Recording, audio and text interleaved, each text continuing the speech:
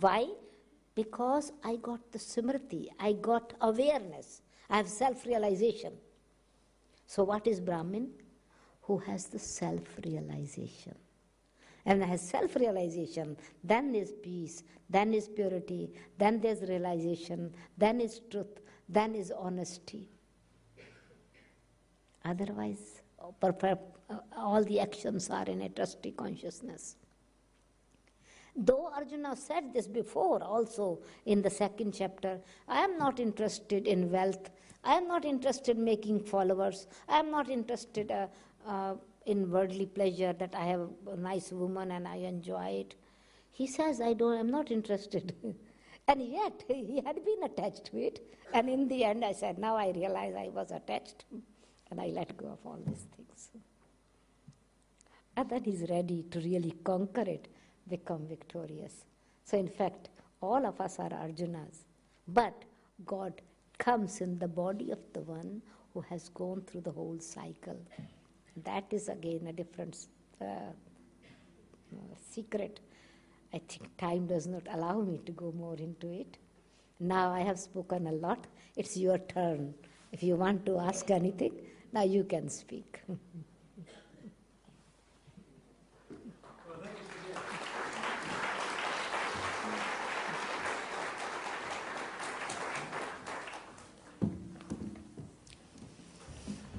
Thank you, Didi.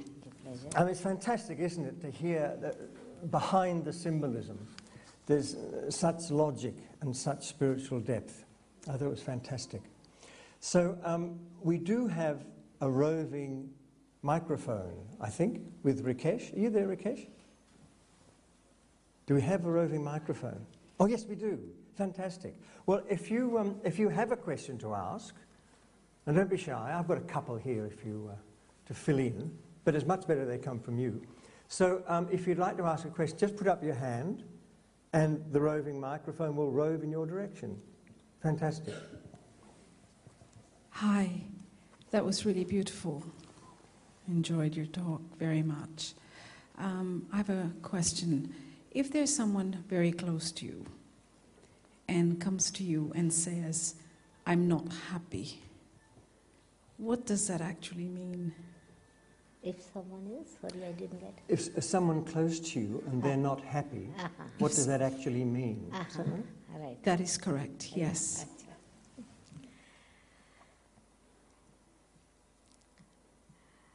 There is expectations. This close to me does not mean that I am able to understand that person clearly or more easily. So I need to understand why that person is not happy. I should not get unhappy because he is not unhappy. It means there is either misunderstanding or there are some expectations that are not fulfilled. He wants me to be something more than for that person. So when understanding is there, so I should speak openly, please tell me what is the reason.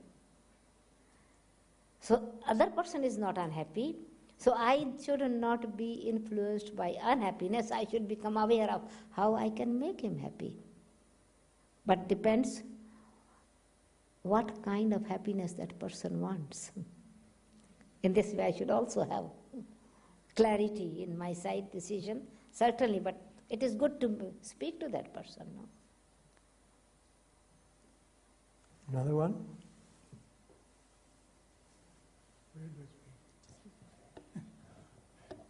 I'd like to know the difference. Yeah. Can you just spot the difference between one person's mind and his own, what you call nature? Yeah. What is the difference between the nature and the mind of a particular person? Okay, good. Very good question. See, the soul, the living energy, Atma, consists of three faculties, which is mind, intellect, and personality traits. Mind is the capacity to think. Intellect feeds the mind and the feelings become deeper. So mind thinks and feels according to the understanding. Then, according to understanding is the actions. Actions are repeated again and again, action or reaction, whatever is there. And this repetition of action is called habit. Repetition of habit is called nature of the person. Repetition of nature again and again is the personality or the sanskaras of the person. So it is the expression what has been deep within him, accumulated or created the impression of the thoughts, understanding and actions. That is called nature, which expresses itself naturally. That's called nature. But nature, how it is? Because it has been created. And so the one is this nature. Other aspect is nature of the soul, which is the natural qualities of the soul. So nature of the soul is peace, purity, love, happiness, wisdom, which is one of the quality of the Brahmin that God speaks about. Perhaps I did not mention this. That is knowledge and wisdom. And so knowledge is the understanding, and wisdom is practicing that knowledge into practical life. That is wisdom. So this is also the nature of the soul, which is knowledge. He wants to know. And then is wise when he performs action. So when I was speaking about the Brahmin, I thought I missed this. About 8 points, one I missed, that was wisdom, knowledge. So it is nature. When I know my nature, I will express itself naturally. Yes? Yes, over here.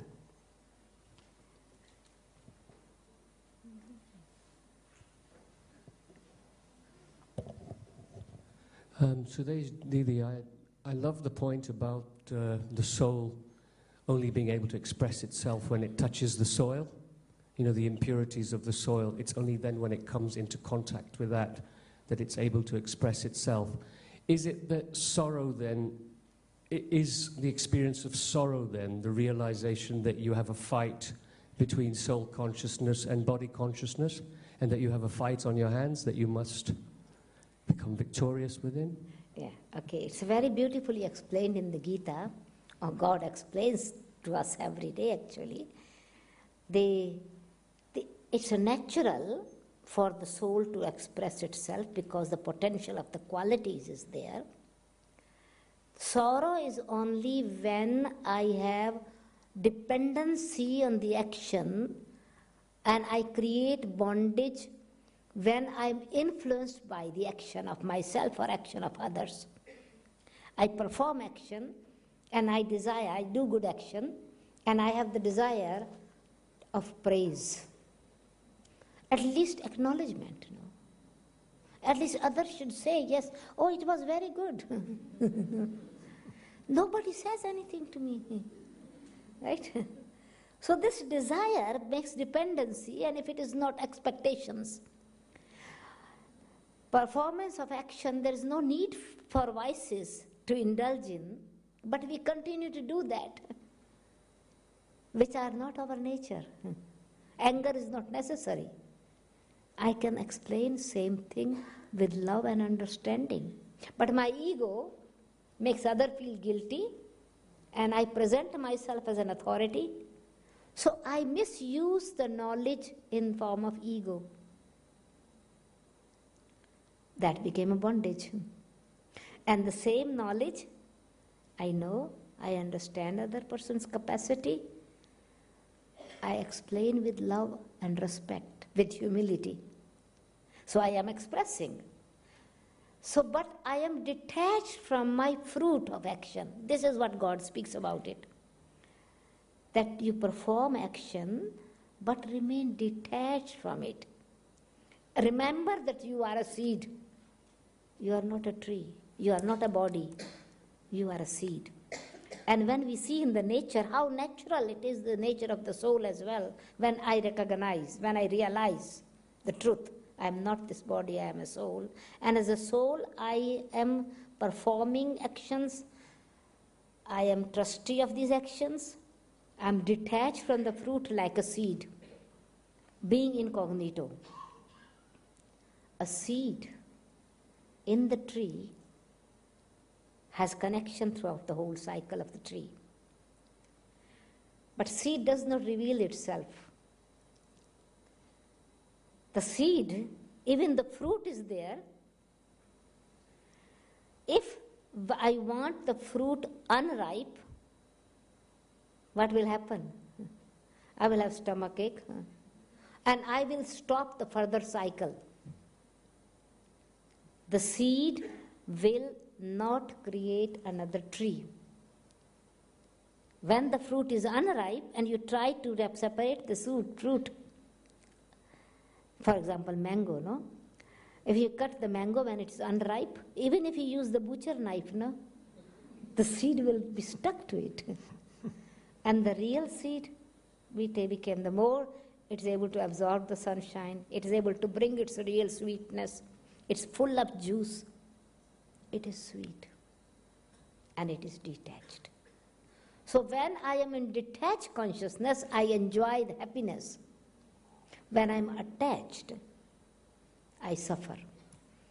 A very beautiful example, that is also in the 18th chapter, is that a yogi, a karma yogi, a successful yogi, experiences bliss, the three types of happiness when he's speaking about it. That when he performs these pure actions first, his feeling is bitter. He's using the word poison. Actions when you perform, it seems poison. But later on, it becomes nectar. And it is permanent happiness because this brings super sensuous joy. The meaning is when we are really, somebody is insulting me, I just give the example. In the Gita, it's not detailed example, but I just give the example. For example, somebody insults me. And as a Brahmin, a knowledgeable soul, I should be detached and I should have tolerance. It's bitter, it's a poison, such a bitter feeling. The other person has hate for me and insults me. But now I am using the knowledge into wisdom, a detached observer. This is an unlimited play, and this is just his act, no? I'm watching a live theater, no? And this actor is so wonderful, natural actor, without any rehearsal, no? First class hero actor, no? And plays such a wonderful play. So I am watching a theater. So I'm a detached observer. So I change the knowledge into wisdom. I'm not being disturbed. Now I stayed my self-respect. I maintain my self-respect. So same bitterness, poison became nectar for me. It was an action, no? Not physical action, but mental action. Actions are not only physical action. God is teaching how to perform you as a soul action. An action of the mind is thinking. So what should I think? Positive. What should I have? Pure thoughts, powerful thoughts. How should I see it? See it? A detached observer. Then I understand the meaning behind it. How should I act? Active actor, detached observer. So then I am enjoying it, no? So I am doing it and yet I am detached. So I am expressing. It's not I am not expressing, but I am detached without any bondage of karma. So this I need the body. In order to express my qualities, I need a body. If I was speaking, for example, I am sharing knowledge given by God. So if I was speaking from up above without a body, you might think a ghost is speaking from there. And if the body is there, you would not keep me for an hour here. No? Go in the mortuary. No? Nobody would keep, no matter how loving, dear, near person is. No? And so I need a body to express myself, my original qualities also. I suffer only when I change the quality into negative force. And that is because of influence of matter.